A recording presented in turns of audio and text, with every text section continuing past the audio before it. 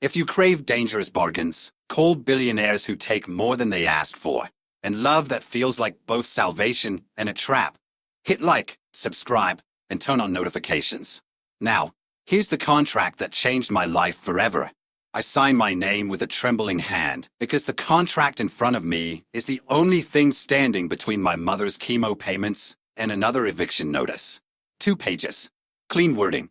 Sharp enough to cut me open. 6 months of service at Lawson Capital. A retainer large enough to solve every emergency. Clauses about public representation, investor accompaniment. And then the one that twists my stomach. The employer reserves the right to require temporary residence when deemed necessary. Temporary residence. I know what it means, even if it's phrased like something harmless. Across from me, Ethan Lawson watches. The billionaire no one says no to. White, dark hair, tall, suit perfectly cut, expression unreadable. He radiates authority like heat. You understand the terms? He asks, voice smooth but precise. I do. Then sign. So I do. For my mother. For our survival. For time we wouldn't have otherwise. His eyes flick to the ink drying beside my name. You'll report directly to me, he says. I'll oversee your schedule. Something in the way he says oversee makes the back of my neck warm. The first week is a blur. Orientation, cameras, security badges, glass offices that feel twice as tall as me. Everywhere I go, Ethan is nearby. Never intrusive, but always present. A nod in a meeting, a question at a presentation, a shadow in my peripheral vision. When he calls me to his office on day 5, I brace myself. You'll relocate to the guest apartment above my townhouse, he says without preamble. Late meetings. Early mornings. You'll need proximity. Proximity to you? I ask carefully. His gaze is cool, assessing. To leadership. But something in those slate blue eyes tells me we both know it's more than that. The apartment is immaculate. Dark wood floors, cream walls, a small balcony over the river. It smells faintly of cedar and solitude. When I step inside with my bag, my phone buzzes. Mom, honey, don't worry about me. Just do your job and rest. I sit on the bed and whisper to myself that this is temporary. Necessary. A bargain with no choice. But in the silence, I wonder whether bargains ever stay equal. My first assignment arrives not through email, but by hand. Ethan standing in my doorway with a folder. You'll revise this for tomorrow's board meeting, he says. He steps inside, not waiting for an invitation, his presence filling the room like a tide. Do you prefer silence when you work? He asks. No, I say automatically. He takes the chair beside me.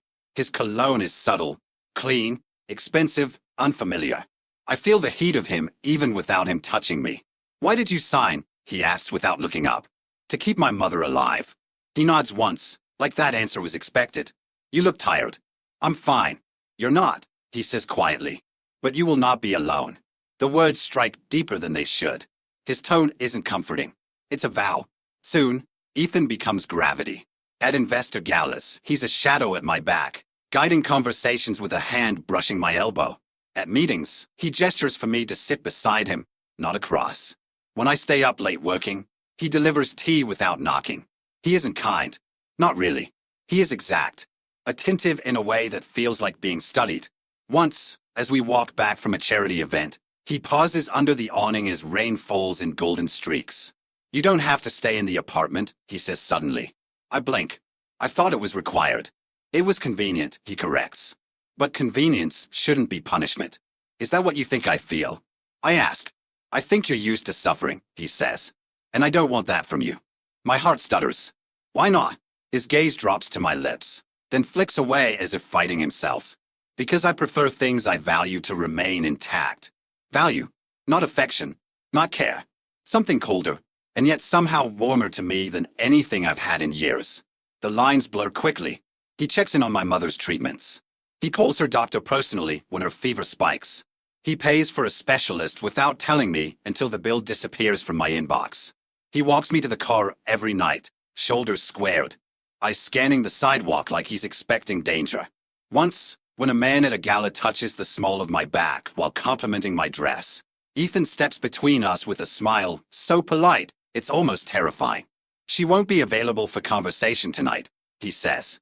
His hand lingers on my waist as he leads me away. Too long, too possessive, Too familiar. But I don't pull away. The night, everything shifts. I'm packing a pill container for my mother. My hands shake. I haven't eaten. Haven't slept. I sense him before I hear him. You should sleep, Ethan says from the doorway. I don't ask how he got in. He has access to everything. I don't have time. You'll make mistakes. I always make mistakes, I whisper. He crosses the room slowly and takes the pills from my hand. Not tonight. He organizes the pills with steady fingers, his body close enough that his heat brushes mine. You're exhausted, he murmurs. You won't drive alone. My protest catches on my tongue. He doesn't wait for permission. He simply takes my coat from the chair and holds it open. Come. He drives me to the hospital himself. Rain streaks the windshield. His jaw is tight the entire ride. At stoplights, he looks at me as though memorizing the shape of my exhaustion. Inside the hospital, he arranges extra blankets, calls nurses by name, and speaks to the on-call doctor like a man used to negotiating with life and death. He stays until my mother's fever breaks. At 4 a.m, he walks me to the car, placing a hand lightly at my back. You shouldn't have to do this alone, he says softly.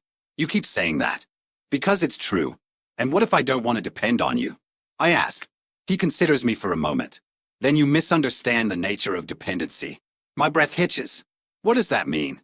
It means I don't require your permission to care. The chill that runs through me isn't fear. It should be. But it's not. A month later, my mother stabilizes. The mortgage is caught up. I sleep without checking my phone every hour. Ethan becomes part of my routine in ways I don't question anymore. He asks me personal questions disguised as professional interest. He learns my coffee order, the way I tuck my hair behind my ear when nervous, the exact tone of voice I use when lying. You're different around power, he says once during a rooftop dinner. You stand taller, but you flinch when someone raises their voice. I don't answer. He tilts his head. I like to know who taught you that reflex. It doesn't matter anymore. It matters to me. The sincerity in his tone rattles me. By month 5, the contract's end looms, but nothing about our dynamic feels temporary. He touches me more, guiding my lower back through crowds, brushing a stray hair behind my ear, adjusting my coat collar with slow, deliberate fingers. He has never kissed me, never crossed a line he can't justify. But he's close. Always close. One night, he says it plainly. You could leave after this, he says. If that's what you want. My throat tightens. And if I stay? His eyes darken. Then the terms of our relationship will no longer be professional. Heat flushes through me. What would they be? He steps closer, breath brushing my cheek. Personal, exclusive, and mutual. I swallow. Exclusive? He nods once. If I give you my attention, I don't share it. And you expect the same from me? Yes. The word hits me low, deep. The day the contract ends, I walk into his office with my badge in hand.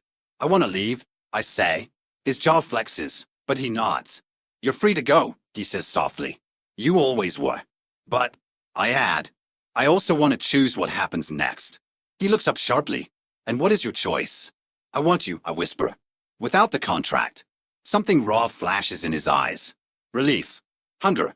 Restraint shattering like glass. He rises slowly, as though approaching a frightened animal. I won't control you, he says. Not without consent. You already have influence over me, I say. That's different, he murmurs, stepping closer. How?